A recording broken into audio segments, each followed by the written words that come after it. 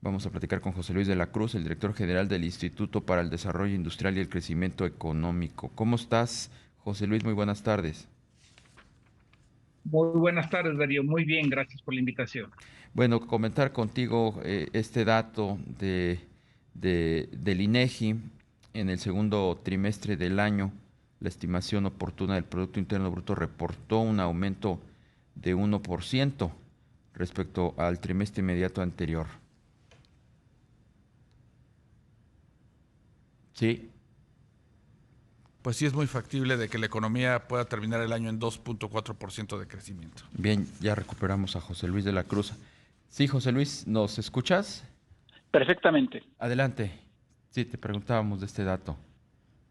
Bueno, yo creo que aquí hay tres elementos a considerar. El primero es que el segundo trimestre tiene un resultado, al menos ahorita en la información preliminar, más favorable de lo que se había esperado. Este crecimiento que básicamente se encuentra ya en 2%, lo que implicaría es que el mes de junio tuvo un repunte importante, un repunte de más de 2.5%, y esto lo que hablaría es de que la economía mexicana, al menos momentáneamente, pudo tener un comportamiento distinto de lo que ocurre en Estados Unidos. Y esto me parece que vendría por un lado alineado a las manufacturas que están teniendo un buen desempeño y a cierta reactivación del mercado interno. Eso me parece que sería el primer elemento a considerar. El segundo es qué tan sostenible va a ser esa recuperación. ¿A qué me refiero? A que en el largo plazo, en el mediano plazo, el ciclo económico de nuestro país depende de lo que ocurra justamente en la economía norteamericana.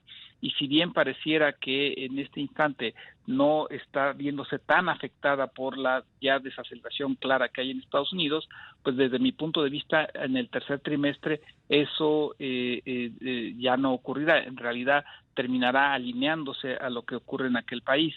Y esto me permitiría poner el tercer punto. Desde mi perspectiva, creo que la economía de México en el tercer y cuarto trimestre mostrará los signos de desaceleración, sobre todo irá más vinculado a lo que en el mercado de Estados Unidos se deje de consumir, sobre todo manufacturas, y en ese aspecto creo que, digamos, el resultado positivo del segundo trimestre se irá moderando en el tercero y cuarto de este año.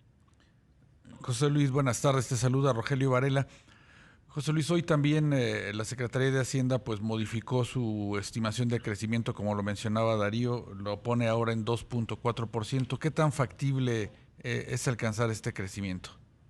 Mira, el promedio ahorita preliminar del primer semestre es 2% con el resultado que se dio a conocer hoy.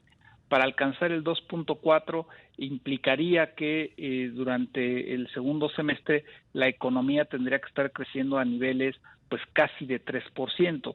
En ese sentido, me parece que los elementos que están puestos sobre la mesa, como es la desaceleración de Estados Unidos, que va a golpear a la manufactura mexicana, ahí me parece que no hay mucha duda.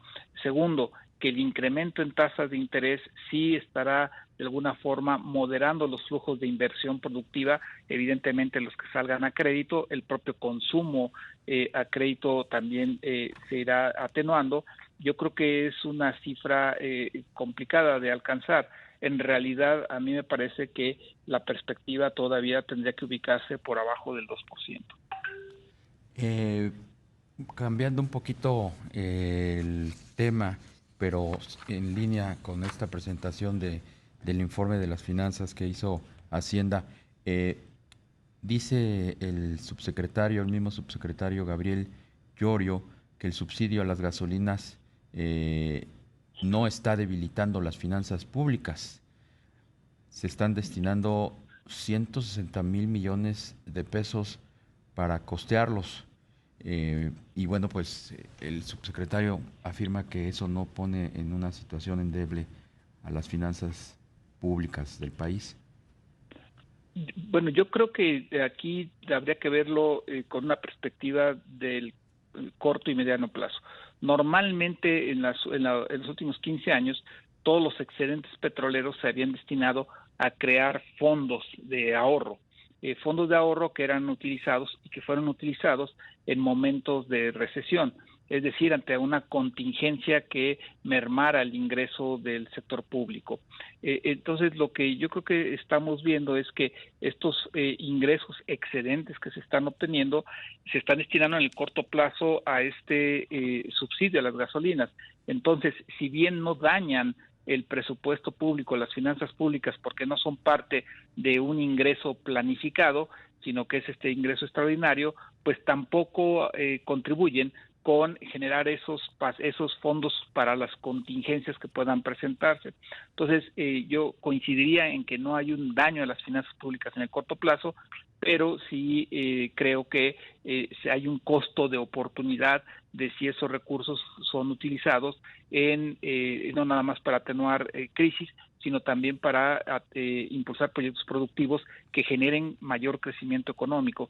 Y eso, pues, me parece que sí es algo que está ocurriendo y que en el mediano plazo, si se presenta la recesión en Estados Unidos, pues esos recursos le van a hacer falta al propio gobierno. Claro. José Luis, y a partir de lo que comentó el presidente esta semana, presidente López Obrador, de entrar a una nueva fase, la de la pobreza franciscana en lo que se refiere al gasto, ¿tú ves un recorte en puerta relevante en lo que está ejerciéndose del presupuesto?